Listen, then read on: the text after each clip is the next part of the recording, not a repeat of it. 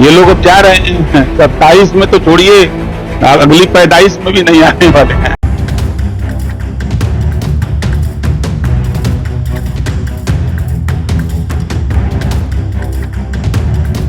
सियासत में शब्दों का अपना वजन होता है और चुनावी मौसम में तो एक एक शब्द वोट से तौला जाता है। उत्तर प्रदेश में 2027 का चुनाव जैसे जैसे करीब आ रहा है, समाजवादी पार्टी के मुखिया अखिलेश यादव भी सियासत में शब्दों का अपना वजन होता है और चुनावी मौसम में तो एक एक शब्द वोट में तौला जाता है।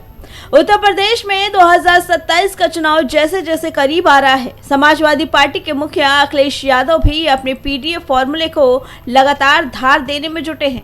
कभी पीडीए में पी का मतलब पिछड़ा बताया गया, तो अब उसी पी को पंडित से जोड़कर ब्राह्मण समाज तक पहुंच बनाने की कोशिश नजर आती है। पीडीए में पीडी जो है वो पंडित का शॉर्ट फॉर्म है, और जितनी पीड़ा दोगे, पीड़ा बढ़ाओगे, उतना ही पीडी और मजबूत दिखाई देगा। लेकिन कहानी यहीं से दिलचस्प हो जाती है।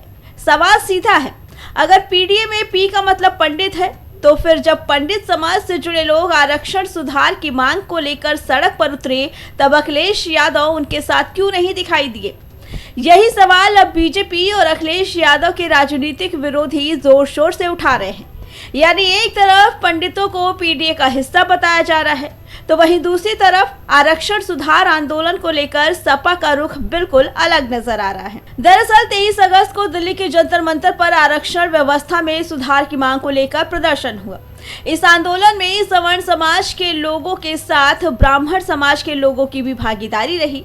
इसी मुद्दे पर अखिलेश यादव ने सोशल मीडिया पोस्ट के जरिए आरक्षण सुधार की मांग पर सवाल उठाए और इसे आरक्षण खत्म करने की साजिश बताया।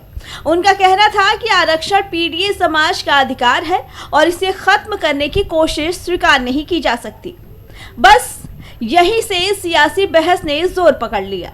अखिलेश यादव के विरोधियों का कहना है कि जब ब्राह्मणों को पीडीए में शामिल करने की बात करनी थी, तब पी को पंडित बना दिया गया, लेकिन जब उसी समाज की एक मांग सामने आई तो तस्वीर बदल गई।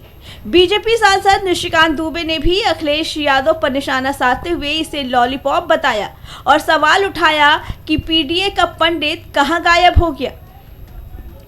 अब इसे सिर्फ बयानबाजी मानिए या चुनावी रणनीति, लेकिन सवाल बड़ा है कि अखिलेश यादव वाकई ब्राह्मण समाज को पीडीए के भीतर एक मजबूत राजनीतिक हिस्से के तौर पर देख रहे हैं, या फिर 2027 के चुनाव से पहले ब्राह्मण वोटों तक पहुंच बनाने की कोशिश कर रहे हैं। क्योंकि राजनीति में सिर्फ किसी समाज को अपने गठबंधन का हिस्सा बता देना काफी नहीं होता। असली परीक्षा तब होती है जब उसी समाज से जुड़ा कोई मुद्दा आपके सामने खड़ा हो जाए। वहां भाषण नहीं, रुख मायने रखता है। और यही वजह है कि अखिलेश यादव के पीडीए फॉर्मूले पर अब विरोधी सवाल दाग रहे हैं। पी का मतलब पंडित है, तो पंडितों के मुद्दे पर साथ क्यों नहीं? और अगर पी का मतलब पिछड़ा ही है, तो फिर अचानक पंडित प्रेम की जरूरत क्यों पड़ी? हालांकि अखिलेश यादव का पक्ष साफ है कि आरक्षण सामाजिक न्याय और पीडीए समाज के अधिकार से जुड़ा मुद्दा है, लेकिन राजनीतिक विरोधी इसे सपा की वोट बैंक रणनीति के तौर पर देख रहे हैं। अब 2027 का चुनाव जैसे जैसे नजदीक आएगा, ये सवाल और तेज होने वाला है कि पीडीए सिर्फ चुनावी गणित है या वास्तव में सामाजिक प्रतिनिधित्व का फॉर्मूला।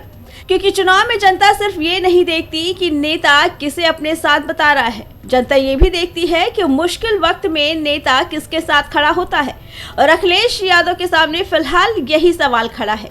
पीडीए में पंडित तो आ गए, लेकिन क्या पंडितों के मुद्दे भी पीडीए में जगह बना पाएंगे? इस खबर पे आपका क्या कहना है, कमेंट करके जरूर बताइए। Bureau report, prime TV.